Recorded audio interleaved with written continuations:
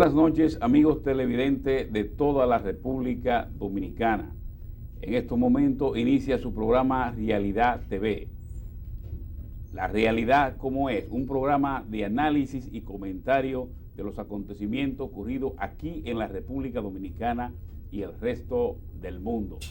En estos momentos vamos nosotros a hacer un comentario muy importante relacionado con lo que es el Día Internacional del Trabajo. Es un acontecimiento que fue fruto de la lucha de los trabajadores para conseguir a 8 horas reglamentarias de trabajo. En el caso de la República Dominicana, nosotros y los trabajadores han venido realizando una ardua lucha porque se le aumente el salario. Sin embargo, están los empresarios trancados y la última información que ha salido es que la propuesta que se hizo no solamente se correspondía con las necesidades de los trabajadores, sino que incluso les disminuía su salario. Hay informaciones ya que los trabajadores se aprestan a someter al Congreso Nacional un proyecto de aumento de salario, porque resulta que al parecer el empresariado dominicano no ha creado la conciencia suficiente que le lleve a entender que si el trabajador tiene una mejoría en su salario, eso se va a revertir en una mejoría de sus condiciones de trabajo y de su condición de trabajador. Es decir, si el trabajador tiene mayor poder adquisitivo, significa que ese trabajador va a acudir a los centros empresariales a conseguir sus bienes y servicios para alimentar a su familia. De manera que es importante que la sociedad dominicana pueda estar atento a este acontecimiento, porque ninguna sociedad se puede desarrollar si el sector que genera la riqueza, el sector de fuerza de trabajo, se mantiene en condiciones inaceptables que ni siquiera tiene garantía para conseguir cuando se retire a su casa ya, porque la edad ya no le permite seguir trabajando, ni siquiera son protegidos por la seguridad social. De manera que yo creo que ese es un acontecimiento que hay que darle seguimiento y ojalá que los empresarios creen conciencia de esa situación. Mira, Julio y los amigos televidentes que nos ven a esta hora en el territorio nacional. Fíjate, es lamentable que al conmemorarse un aniversario más del Día Internacional del Trabajo, la parte empleadora de República Dominicana, en la discusión que se tiene en el Comité de Salarios sobre la solicitud que hicieron las centrales sindicales para un aumento salarial por lo menos de un 30%, es penoso que el sector empresarial le puede dar mucha vuelta de impedir que se convocara el Comité Nacional de Salario. Cuando se convoca el Comité de Salario y comienzan a dar vuelta y vuelta y vuelta, y cuando prometen que van a llevar una propuesta salarial, se aparecen en esa reunión con una propuesta de que los trabajadores clasifiquen las empresas para los fines del aumento salarial. Sí, hay que clasificar primero las empresas. Pero clasificar las empresas conlleva tener que hacer todo un estudio que los trabajadores no están en capacidad de hacerlo. Porque es un estudio que no solamente tiene que disponer de economistas, hay que disponer hasta de actuarios. Y aquí en República Dominicana hay muy pocos actuarios, para no decir que no hay, prácticamente no hay ese tipo de profesionales. Entonces, para darle larga, hacen esa propuesta y lo que hicieron los trabajadores, las centrales sindicales, fue retirarse de la reunión y amenazar con convocar a una huelga nacional. Entonces, es lamentable que ya a esta altura de juego se esté hablando de huelga para que los trabajadores dominicanos obtengan el salario que demanda, porque es que su salario ha perdido poder adquisitivo en los últimos años. Miren, se ha hecho estudio comparado del salario de República Dominicana con otros países de América y de Centroamérica, puesto en dólar.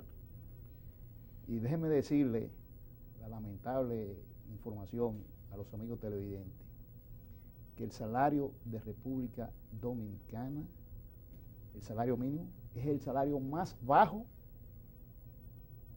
que hay en América Latina. Oigan lo que les voy a decir, el más bajo, es más, y debe darnos a nosotros vergüenza. Traducido en dólares, el salario mínimo de Haití supera en unos 2 o 3 dólares al de República Dominicana. El de nosotros apenas llega a 230 dólares y el salario mínimo en Haití está en los 232, 233 dólares.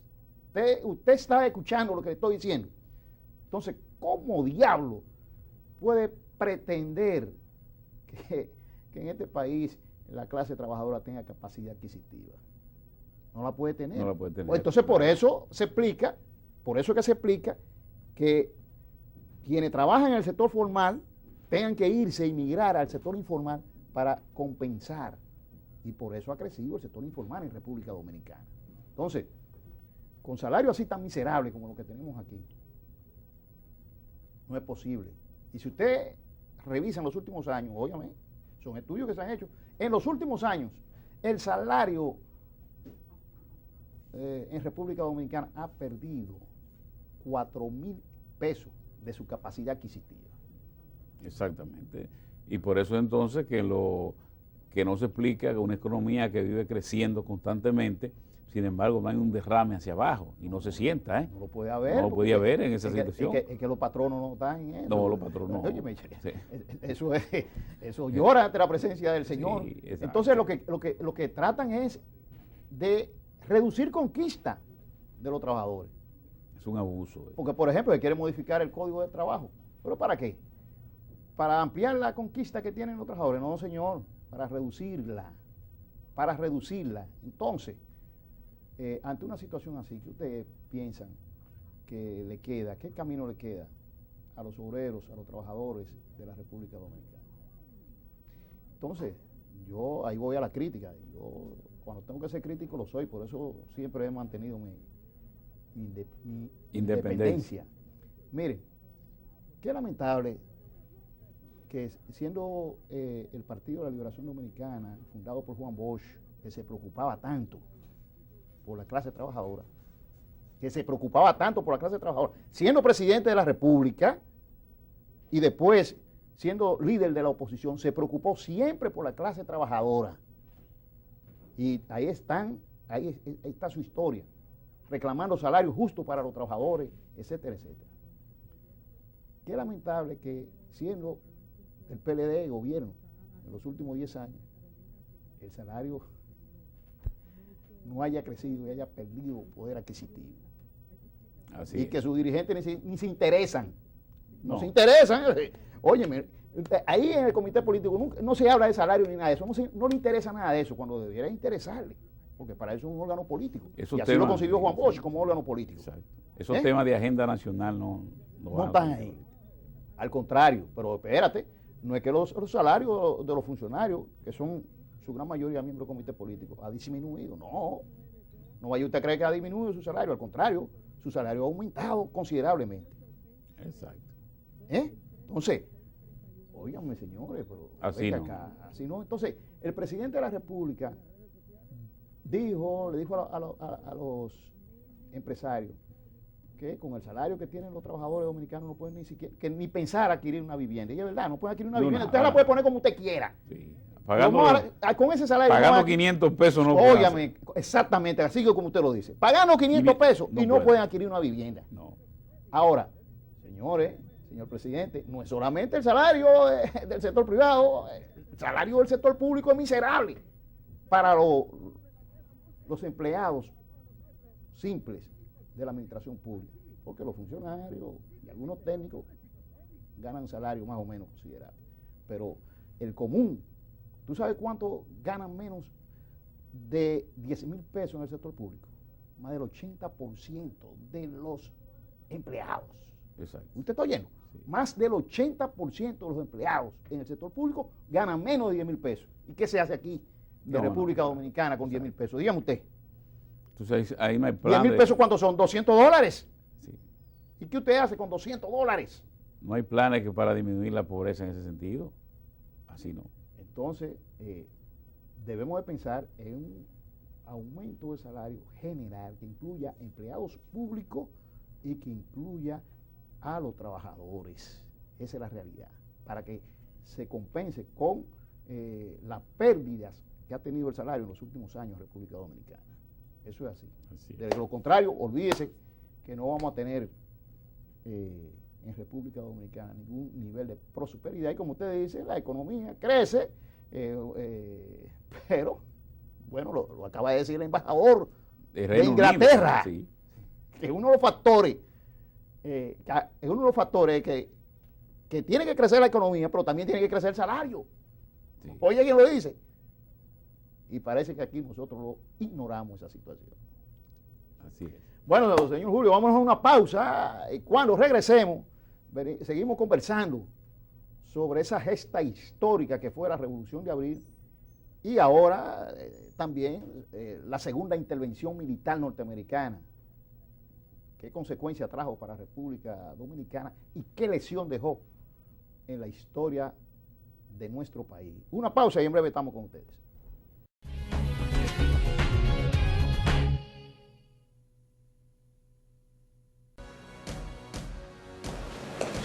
La mejor forma de ser serio es pagando los servicios que me prestan.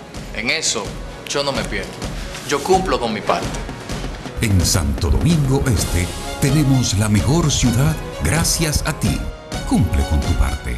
Intégrate. Ayuntamiento de Santo Domingo Este. El país lleva más de 100 años de crisis eléctrica. El gobierno, decidido, ha puesto en marcha un plan integral de 3 ejes para dar una respuesta definitiva, produciendo más energía a bajo costo, modificando la matriz energética, reduciendo las pérdidas y realizando una eficiente gestión.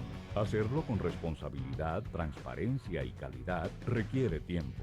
La espera dará frutos, logrando eliminar el obstáculo que frena el desarrollo del país. Corporación Dominicana de Empresas Eléctricas Estatales, CDEE, hacia la solución definitiva.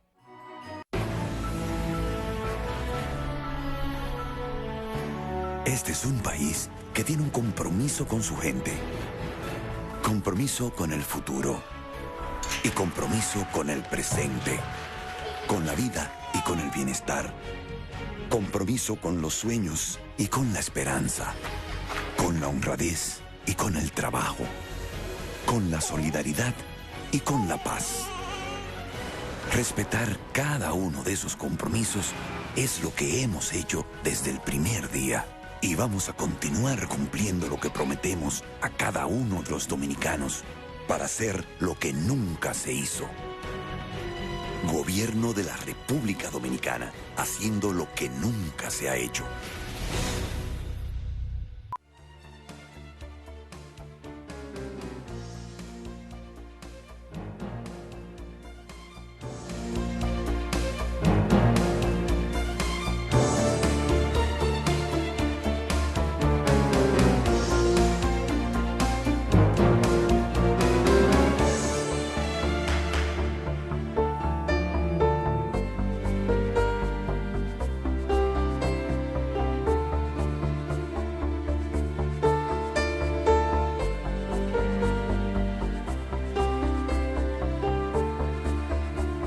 En nuestro país, los accidentes de tránsito son la principal causa de muerte.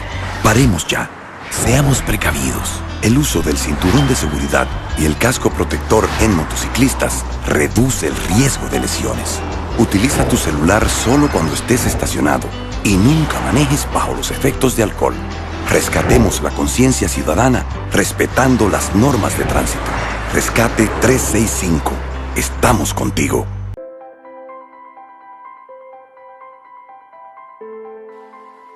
Un país limpio es la mejor muestra de salud. No tires desperdicios en calles y carreteras.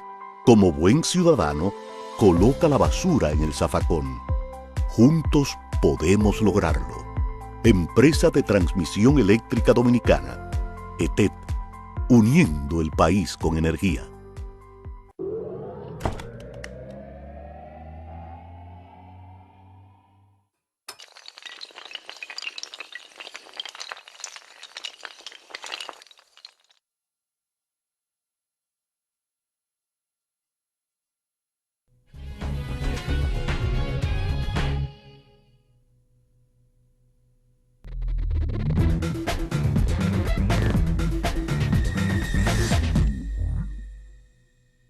Gracias, amigos televidentes, por tenernos en sus hogares. Como les decíamos, vamos a conversar esta noche precisamente con motivo de cumplirse el 50 aniversario de la segunda intervención militar norteamericana, que se cumplió este 28 de abril, el 50 aniversario.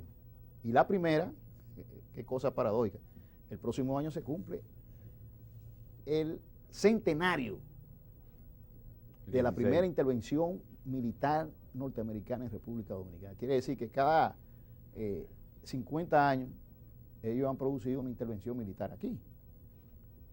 Es lo que dice. Esperamos que esta haya sido la última. Por lo menos la lección quedó para que sea la última, ¿verdad?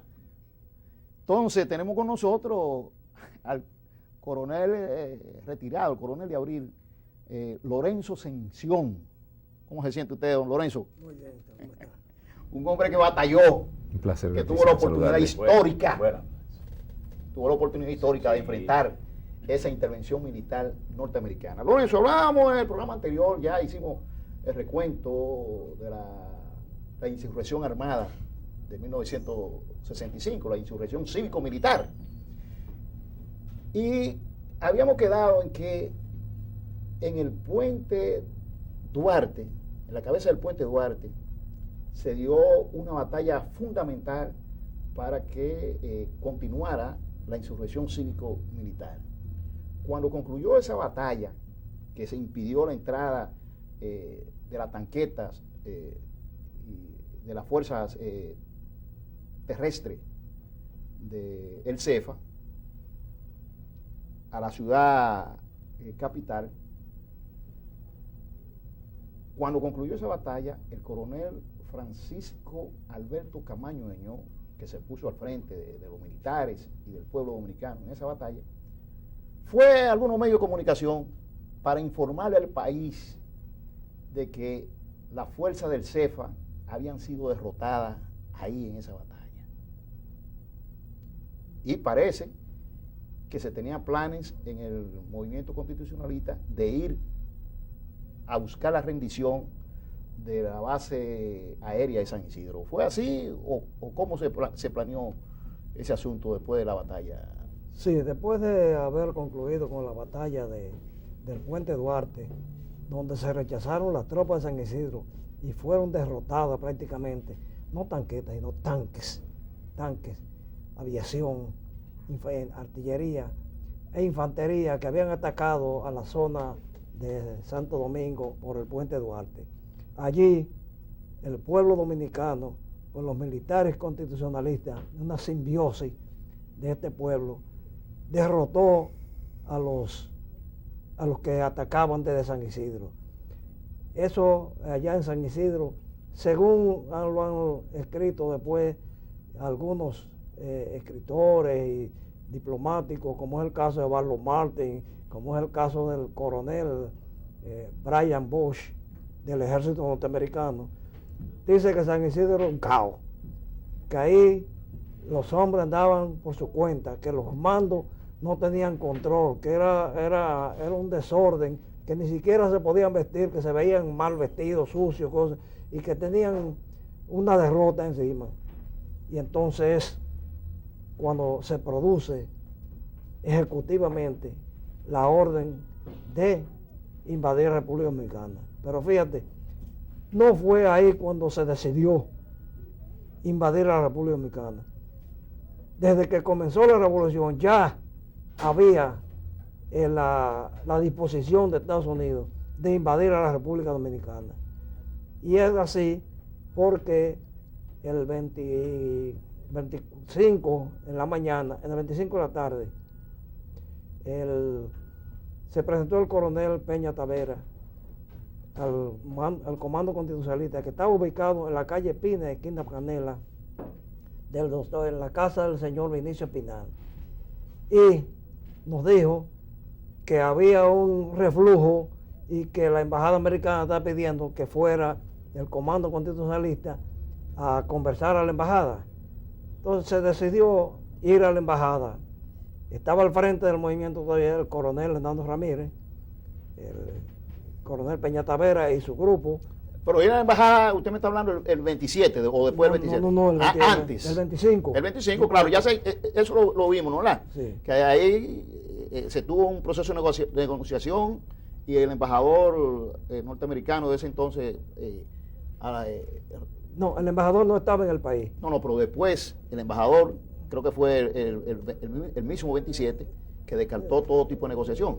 Sí, pero antes ya había sido descartado por el agregado militar, el coronel Fishburne, y el agregado político, Mr. Bresky, que nos habían dicho precisamente que aquí lo que se iba a montar era una junta y que si no Estados Unidos ya iba a invadir. Ok, así que ya la actitud de invadir venía en camino. Ya ya tenían la disposición de invadir la República Dominicana. Correcto, tenía esa determinación. Pero yo quiero, antes que entremos a la invasión norteamericana, que usted me diga si había planes en el mando militar constitucionalista de ir por la base aérea de San Isidro. Sí, precisamente ahí era donde iba. Y después de derrotar a la tropa de San Isidro, se planteó de que se siguiera un ataque a San Isidro, porque era una desbandada lo que tenía San Isidro. Y el que planteaba fundamentalmente todo eso era Ilio Capocci. Decía que había que marchar sobre la base aérea de San Isidro. Pero el mando constitucional consideró que las fuerzas de nosotros no eran lo suficiente para atacar a San Isidro y que por eso no podíamos correr el riesgo todavía, porque San Isidro estaba en desbandada, pero podían reagrupar y rechazar. Y si rechazaban, no iba a ser algo bueno para nosotros. Así que el mando constitucionalista por eso no atacó. Pero hay algo que yo quisiera que tú me permitas decir, que no lo dijimos en el programa pasado, y es cómo llegó Camaño a la Revolución de Abril. Esto es muy importante porque se ha comentado mucho, se ha hablado mucho, y no es la verdad de muchas personas que han dicho.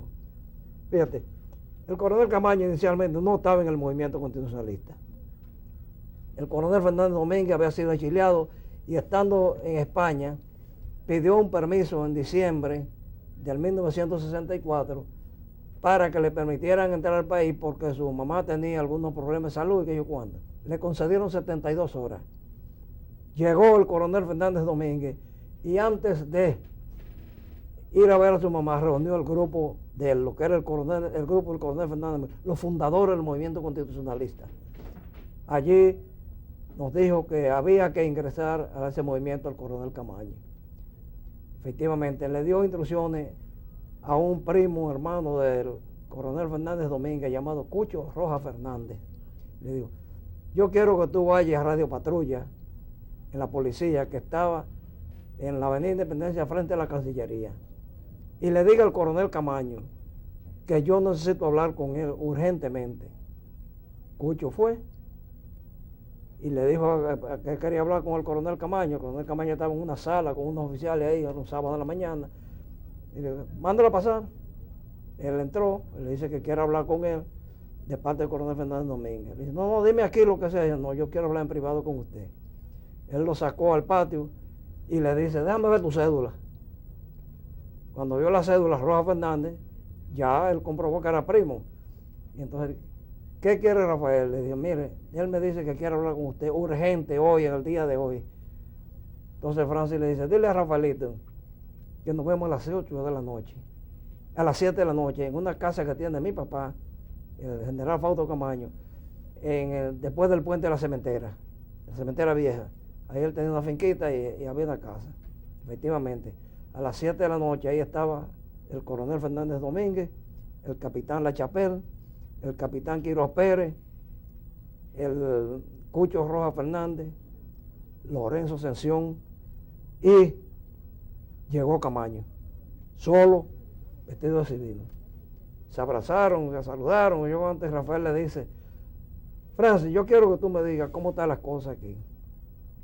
Y Camaño le dice, bueno, aquí la cosa está tan mala que el contrabando tan grande que hay aquí es la policía que lo está metiendo con milicianos a la cabeza. Entonces Rafael le dice, mira, nosotros estamos en esto y te necesitamos. Necesitamos reponer nuevamente el gobierno que los militares pusieron sin elecciones, vuelta a la Constitución.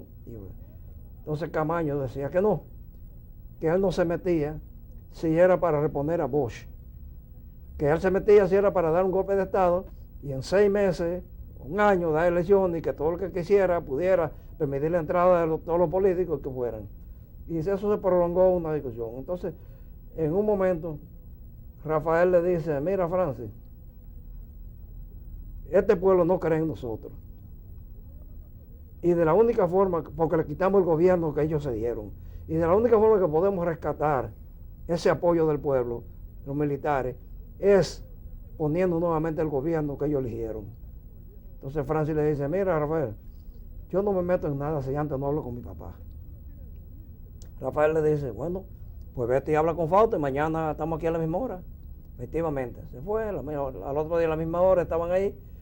Y entonces, cuando llegó, le dice Rafael, ¿qué te dijo Fausto? Y le dice, me dijo mi papá que yo podía meterme en cualquier cosa con un hijo ludovino. Pero yo no me meto si es para reponer a Juan Bosch. Yo si es para un golpe de Estado. Comenzó Rafael a argumentarle y le dice, mira Francis, nosotros estamos en esto y vamos a triunfar. Y estés tú con nosotros, no estés, tú vas a ser el jefe de la policía de nosotros. Francis se quedó pensando y le dice, ¿y yo qué tengo que hacer entonces? Y le dice, bueno, tú me respondes por la policía. Y Francis echó un coño más grande que este edificio. Coño, Rafael, ¿tú sabes lo que tú me estás diciendo a mí? ¿Pasa yo tengo que matar a Belisario? Y Rafael le dice, bueno, yo te lo estoy diciendo porque yo sé que tú lo haces. Y así entró Francis Camaño al movimiento revolucionario. Pero ¿qué pasa? Que se acordó que el movimiento debía comenzar el 6 de enero del 65. Francis iba a recibir a Rafael en el muelle, que iba a entrar por un barco, y había una serie de posiciones ya montadas que relatarla sería mucho largo, no tenemos tiempo. Pero se fracasó, no llegó eso a hacerse. Y entonces, después de eso, se planeó una reunión en la casa del señor Robert Rami. Ese señor vivía detrás de la casa del doctor Balaguer, en la Mahatma Gandhi, creo que era el número 10. Allí había una reunión una noche y el doctor Molina Ureña, que era el que llevaba la voz cantante política a través de Juan Bosch, dice, Sención, yo quiero que tú coges el carro de Pulgar Ramírez, era su cuñado, un oficial que había sido cancelado junto con nosotros, y vaya al ensancho Sama y recoja a Librado Andujo Mate, que era un coronel de la Marina, a Giovanni Gutiérrez y a Álvaro Guín, 2 coroneles del ejército. Vivían muy cerca. Yo voy y los recojo y cuando nos montamos, me dicen, vamos a llegar a un sitio a buscar a una persona. Yo le digo, pero a mí me dijeron, ustedes 3, no, vamos a buscarlo. Fuimos a la calle Pedro Livio Cedeño, enfrente de donde estaba la intendencia del ejército en aquel entonces. Allí en una casa vivía Francis Camaño. Llegamos, se desmontó uno y salió Francis Camaño.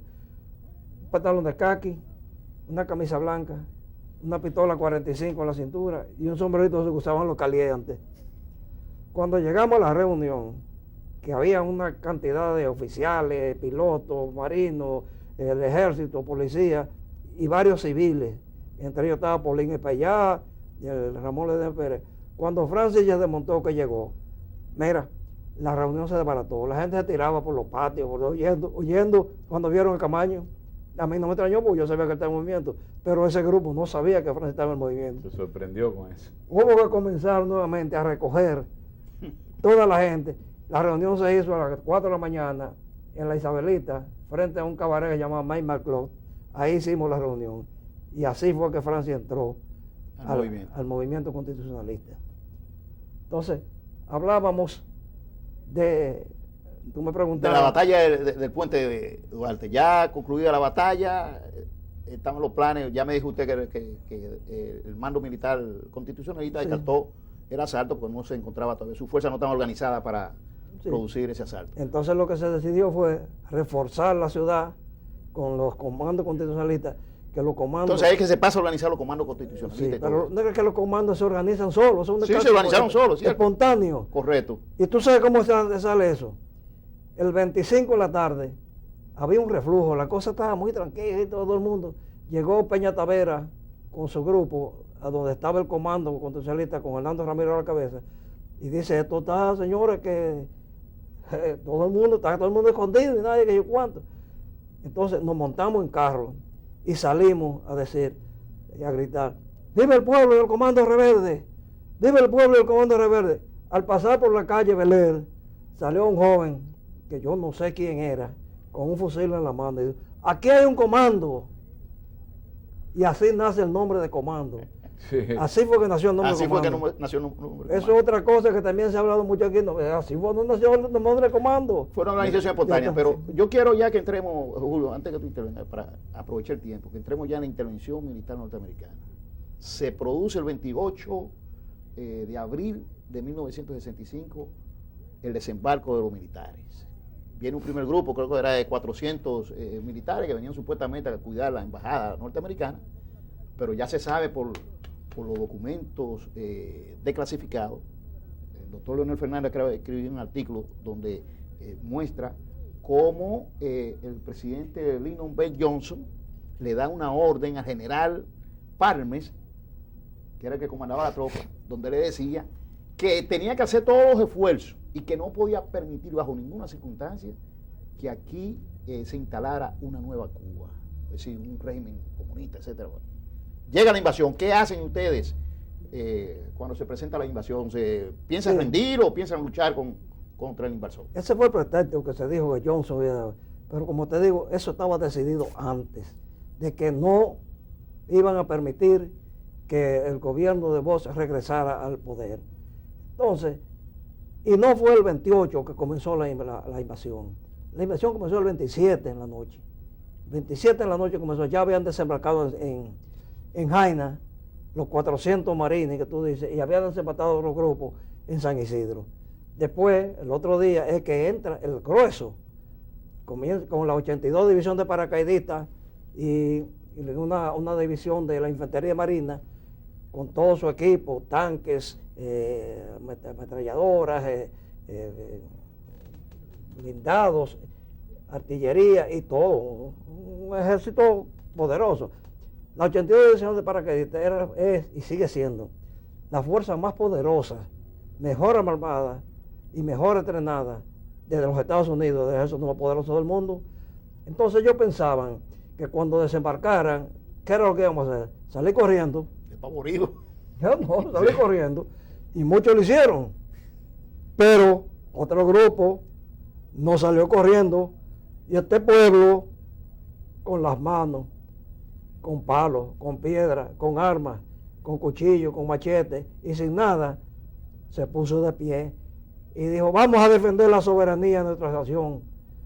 Y paramos al ejército más poderoso del mundo. Se ha dicho que nosotros no lo derrotamos, y es cierto, no lo derrotamos, pero ellos tampoco nos derrotaron a nosotros. Hubo que llegar a una negociación.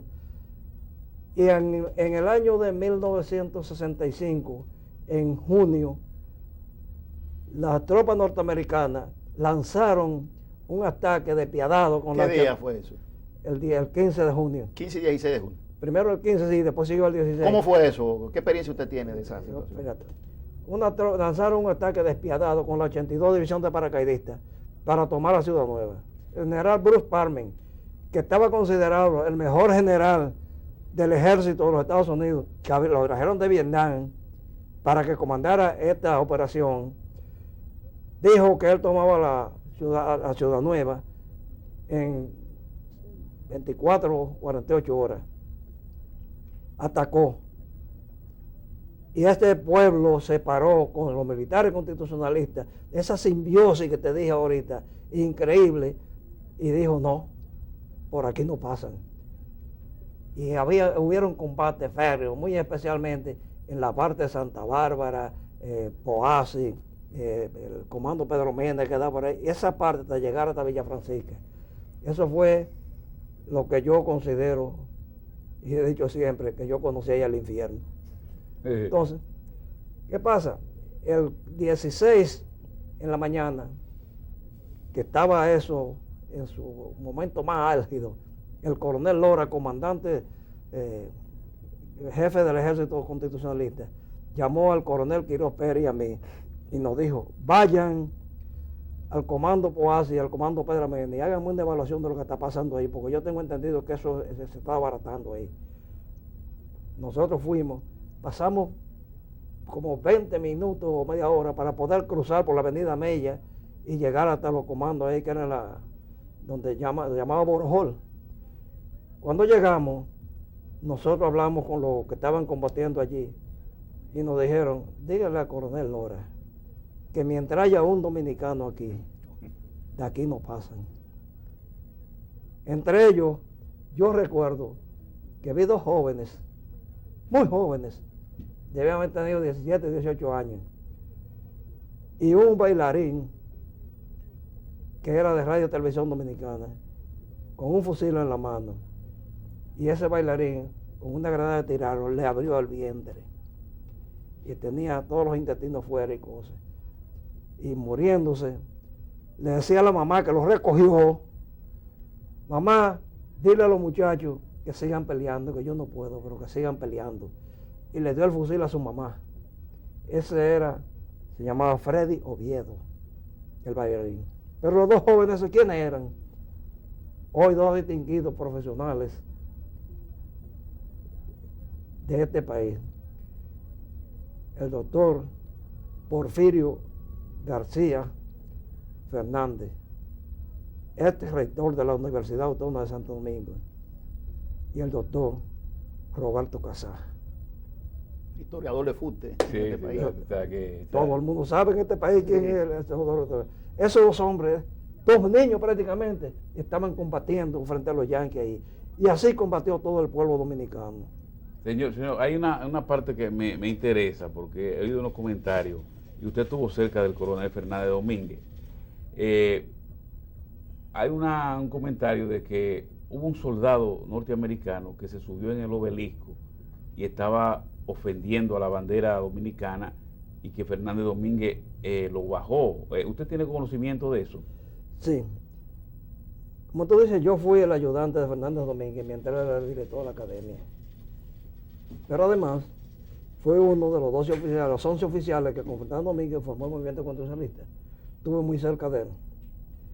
Y ese hecho que tú relatas, tú sabes que antes de la muerte de Trujillo, aquí venían muchos barcos norteamericanos con marinos y hacían muchísimo desorden y muchísimas cosas. Entonces un día un norteamericano de eso subió a la Puerta del Conde, se orinó allí y estaba diciendo improperio y cosas. El coronel Fernández Domínguez, que era cadete,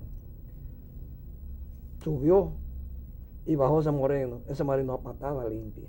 Bueno. ¿Qué pasa? Lo llaman a la jefatura de Estado Mayor del Ejército y le dicen que si era verdad que él había hecho esto. Y dijo, yo lo hice. Si alguien dominicano va a profanar la tumba de Abraham Lincoln o de George Washington, no nos hubieran hecho menos. Entonces, yo lo hice en eso. Y eso es cierto. Mire, porque lo hicieron en Cuba también, ante el busto de Martí, los marines norteamericanos. Por eso le hago la pregunta, a ver si eso corresponde a todo un comportamiento, porque los soldados norteamericanos donde llegan a invadir son muy desordenados, se emborrachan y hacen de todo. Sí, así que eso es importante. Yo quería volver a la invasión como tal, porque hay una idea socorrida de que supuestamente los norteamericanos utilizaron el pretexto de invadir República Dominicana militarmente, de que porque habían 41 comunistas que se habían adueñado de la República. 51. Y entonces, 51. Entonces, nosotros quisiéramos saber ¿qué relación había entre los militares, los civiles y las fuerzas políticas de izquierda para ese entonces? Mira, la relación entre las fuerzas de izquierda se produce en el hecho. No había en el inicio, en la organización, ninguna relación con la comunidad, excepto con algunos jóvenes del 14 de junio, como era el caso de Oscar Santana y de Martín Fernández, que era cuñado del coronel Fernández Domínguez, de Cucho Roa Fernández. Eran muchachos universitarios y eso tenían relaciones con nosotros. Pero no tenía. Ahora, explota el movimiento y ¿qué hace? Esas fuerzas de izquierda, conocidas aquí, se unen al movimiento. Y ellos estuvieron combatiendo el caso de Roberto Casá y García Fernández.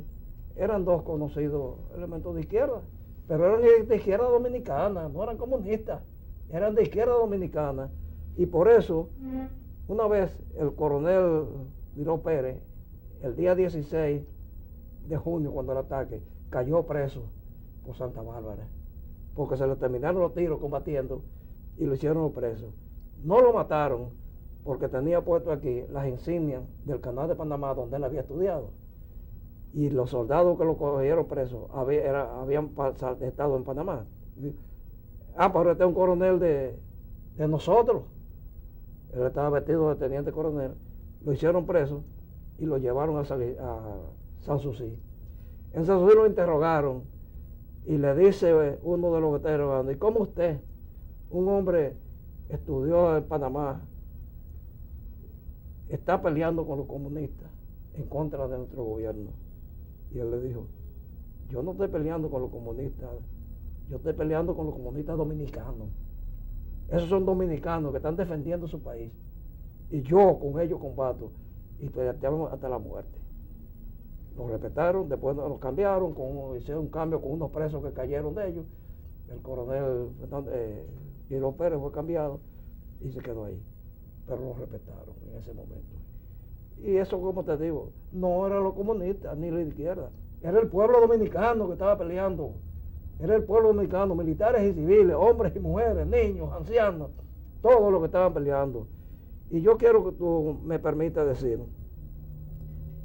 que yo estuve en una actividad en la Universidad Autónoma de Santo Domingo, donde se presentaron varias tenencias de diferentes cosas.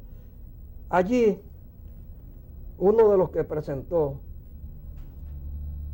dijo que la Revolución de Abril no era un hecho, no era una circunstancia, no era un fusil, no era una camioneta con una ametralladora atrás, no era un tanque de guerra, no era un hombre, ni una mujer, ni un niño, que para él era una inspiración del pueblo dominicano. Y yo creo que esa es la mejor definición, que una inspiración del pueblo dominicano. Eso fue una inspiración de los hombres, de las mujeres, de los niños, de los militares, de los civiles, de los comunistas que llamaban ellos y de los no comunistas, de todo el pueblo dominicano que defendían su nación. Con esas explicaciones que usted da, señor coronel, miren, lo traigo a colación a propósito porque en todas las invasiones que los Estados Unidos, las invasiones militares que los Estados Unidos han hecho a distintos países, siempre han utilizado un pretexto, una excusa, que al final, cuando se termina la guerra, sea por la paz o porque salen vencidos, como en el caso de Vietnam, siempre la excusa que utilizaron no tiene razón. Eso pasó en Vietnam, pasó en Nicaragua, pasó en Panamá, pasó en Irak. Ahora mismo en Siria también estaban utilizando de que las armas supuestas masivas y de destrucción masiva y nunca ha sido posible que el pretexto que ellos utilicen se confirme al final de la guerra que ellos provocan. Sí, indiscutiblemente, ellos han buscado un pretexto siempre, pero ese pretexto nunca ha tenido validez. Así es. Nunca ha tenido validez. Y aquí en Santo Domingo encontraron un coronel Camaño. Y un pueblo. Un coronel Montearache. Exacto. Un coronel Nora Fernández. Un grupo de soldados militares, esos hombres ranas. Y un pueblo que dijeron, no importa el pretexto. La República Dominicana es libre y soberana, como nos la propinaron Duarte, Sánchez, Mella y Luperón. Y así nosotros tenemos que mandarlo. Hoy nosotros queremos entregarle la bandera que nosotros tomamos de escudo a esta juventud de este pueblo, que la levanten y la mantengan En lo más como alto. siempre, como la llamó el poeta de Aligni. Mire, Ascensión, vamos a una pausa y cuando regresemos vamos entonces a ver las lecciones que dejó la intervención norteamericana y la rectitud con que el pueblo dominicano la enfrentó. Una pausa y breve estamos con ustedes.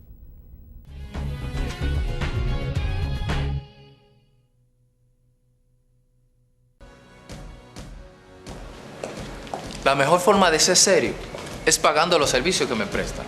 En eso yo no me pierdo. Yo cumplo con mi parte. En Santo Domingo Este tenemos la mejor ciudad gracias a ti. Cumple con tu parte. Intégrate. Ayuntamiento de Santo Domingo Este. El país lleva más de 100 años de crisis eléctrica. El gobierno, decidido, ha puesto en marcha un plan integral de 3 ejes para dar una respuesta definitiva, produciendo más energía a bajo costo, modificando la matriz energética, reduciendo las pérdidas y realizando una eficiente gestión. Hacerlo con responsabilidad, transparencia y calidad requiere tiempo. La espera dará frutos, logrando eliminar el obstáculo que frena el desarrollo del país. Corporación Dominicana de Empresas Eléctricas Estatales, CDEE, hacia la solución definitiva.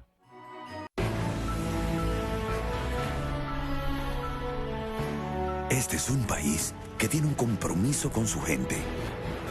Compromiso con el futuro. Y compromiso con el presente. Con la vida y con el bienestar. Compromiso con los sueños y con la esperanza. Con la honradez y con el trabajo. Con la solidaridad y con la paz. Respetar cada uno de esos compromisos es lo que hemos hecho desde el primer día. Y vamos a continuar cumpliendo lo que prometemos a cada uno de los dominicanos para hacer lo que nunca se hizo. Gobierno de la República Dominicana, haciendo lo que nunca se ha hecho.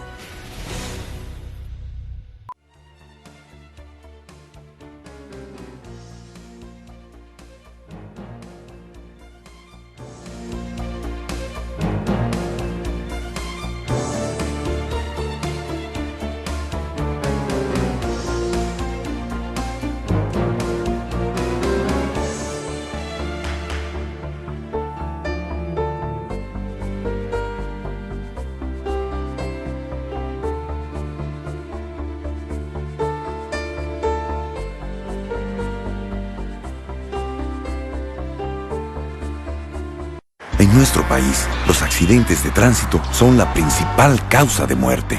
Paremos ya. Seamos precavidos. El uso del cinturón de seguridad y el casco protector en motociclistas reduce el riesgo de lesiones. Utiliza tu celular solo cuando estés estacionado y nunca manejes bajo los efectos de alcohol. Rescatemos la conciencia ciudadana respetando las normas de tránsito. Rescate 365. Estamos contigo.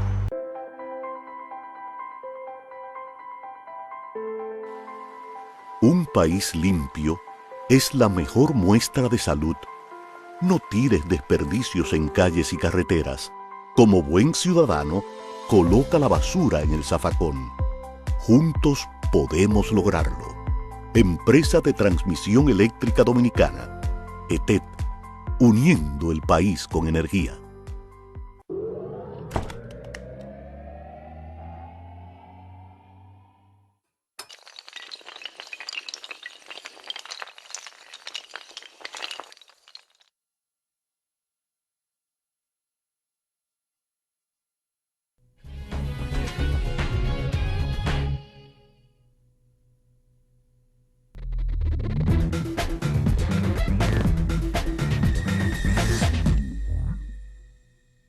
Bueno, señores, la funesta intervención militar norteamericana de 1965, que trajo aquí a territorio nuestro más de 42,000 marines, principalmente de Estados Unidos, aunque después se agregaron de Brasil, Paraguay y otras naciones de América Latina para justificar, ¿no?, la intervención.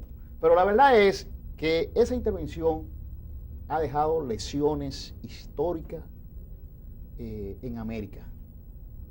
Usted, Lorenzo Ascensión, que tuvo una participación directa, podría reflexionarnos algunas de esas lesiones que usted entiende que dejó esa intervención militar norteamericana y la gallarda, la valiente respuesta que le dio el pueblo dominicano. Sí, mira, esa invasión a la República Dominicana, la segunda, como ya tú has comentado anteriormente, que ahora mismo estamos celebrando los 50 años de la Revolución, trajeron muchas cosas a este país. Primero, nos trajeron las drogas, que aquí no se conocía eso. La prostitución la aumentaron en una forma increíble, el desastre, la desobediencia, el desorden en este país que permitían precisamente para tratar de hacer daño a la revolución. Y muchas cosas más malas a este país. Pero hay una cosa que ellos aprendieron, que cuando un pueblo decide mantener su libertad, no importa el costo, no importa la vida de los hombres, no importa que se destruya el país, lo levantaremos nuevamente de esa ceniza. Y nosotros no conseguimos los objetivos fundamentales que nos la trazamos, como era el caso de reponer el gobierno constitucional del presidente Bosch. Pero sí hay una cosa importante que dejó la lección a este país y a América Latina y quizás al mundo. Y es que los gobiernos electos por los pueblos tienen que ser respetados y que solamente puede ser ese gobierno sacado mediante el voto y la elección del pueblo. Eso para mí es lo más importante. Y como te decía, segundamente, de que el pueblo dominicano ha dicho, somos libres y nos mantenemos libres. No importa el precio, el costo, pero sí seremos libres. ¿Cree usted que el gobierno de Estados Unidos le debe una disculpa histórica a la República Dominicana? ¿O dos? Yo creo que una disculpa sería poco. Debería ser mucho más que una disculpa, por esa grosera invasión que lanzaron sin tener ningún derecho. Ni justificación. Ninguna justificación. Que dicho sea de paso, se metieron un atolladero a nivel internacional que no tuvieron forma de cómo arreglarlo, porque las Naciones Unidas le rechazó la intervención norteamericana y muchos pueblos de América se solidarizaron. Oye esto de las Naciones Unidas. El 15 y el 16, mientras querían destruir la República Dominicana, la 82 diciendo para que todas sus tropas, se celebró un Consejo de Seguridad de las Naciones Unidas. Allí el embajador norteamericano lo era Alday Stevenson. El embajador francés se llamaba Robert Kosomov de la Bossière. Y el embajador ruso, Nikolai Fedorenko. Cuando estaba discutiendo, era un viernes, el embajador americano dijo, vámonos a descansar y seguiremos discutiendo esto el lunes. El embajador francés se paró y dijo, por instrucción del presidente Charles de Gaulle, Francia no se levanta de este asiento mientras no haya un cese el fuego en la República Dominicana. Y Nicolás Fedorenko de Rusia dijo, Rusia se hace compromisaria a la palabra del embajador francés. No nos levantamos de aquí mientras no haya un cese el fuego en la República Dominicana. Esos dos hombres salvaron la ciudad de Santo Domingo, la ciudad más vieja de América. de que fuera destruida. Así mismo es. Y por otro lado, ya a los dominicanos que daban golpe de Estado como cualquier cosa, creo que hay una lesión